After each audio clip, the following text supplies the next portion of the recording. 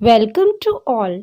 Today I am going to teach the chapter of Class 8 Geography. The name of the chapter is Resources. What do you understand by resources?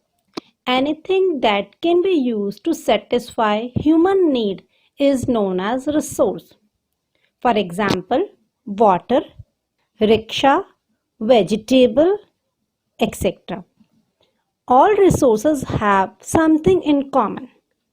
Means they can be used by us, so they have utility.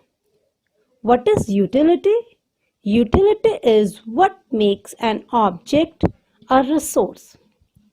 All resources have some value. Some resources have economic value, but some resources do not have.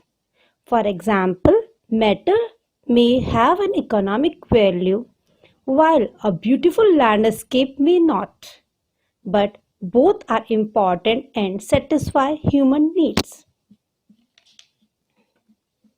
Time and technology are two important factors that can change substances into resources. Now, the next topic is types of resources. Resources are generally classified into three categories: natural resources, human resources, and human made resources.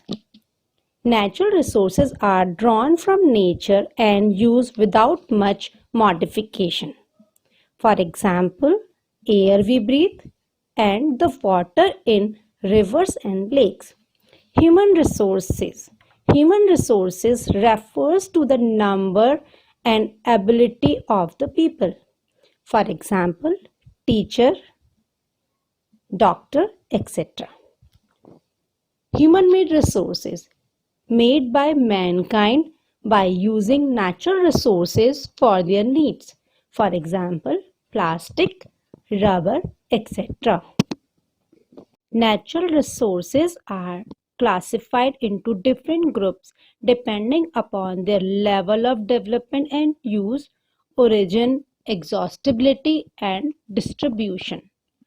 On the basis of their development and use, resources can be classified into two groups: actual resources and potential resources. Actual resources are those resources whose quantity is known. For example, मैं कह रही हूँ अभी मेरे पास 2 pen हैं. Means these are my actual resources. These resources are being used in the present. For example, coal deposit in rural region of Germany and the black soils in the Deccan Plateau in Maharashtra. Potential resources are those resources whose entire quantity may not be known. अगर हम ये कहते हैं कि हमारे पास कितना uranium है या आयरन ओर है, उसकी पूरी तरह से क्वांटिटी हमें नहीं पता लग सकती. It means they are potential resources. They are being used in the future.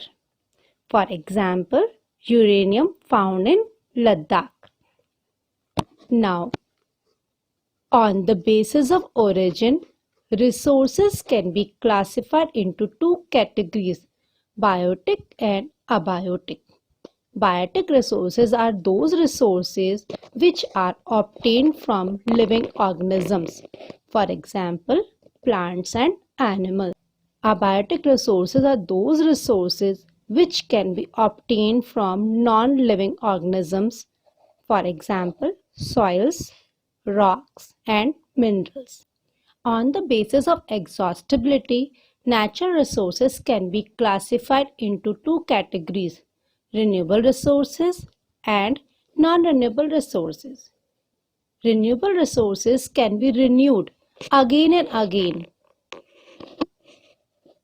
They are unlimited in stock.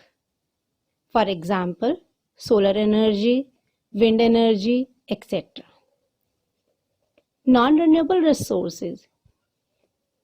These resources takes millions of years in their formation. They are limited in stock. For example, coal, petroleum, and natural gas.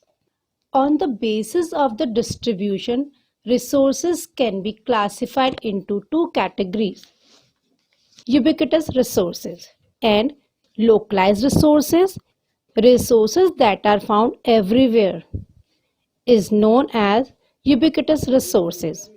For example, air in which we breathe, and the resources which are found in certain places are known as localized resources.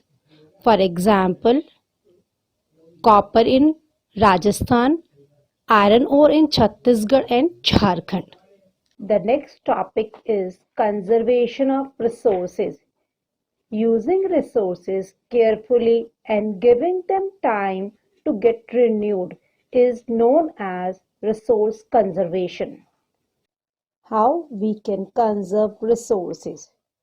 Resources can be conserved by reducing consumption, recycling, and reusing things. What is sustainable development? Sustainable development means resource का use ऐसे करना कि हमारा environment damage ना हो, present generation की needs पूरी हो और फ्यूचर के लिए हम उसे सेव करके रखें. अब डेफिनेशन बनेगी: carefully utilizing resources so that besides meeting the requirements of the present generation and also take care of future generations. Now, some principles of sustainable development. First, respect and care for all forms of life. Second, improve the quality of human life. Third, conserve the earth's vitality and diversity. Fourth, minimize the depletion of natural resources. Fifth, change personal attitude and practices towards the environment. Last, enable communities to take care for their own environment. Thank you.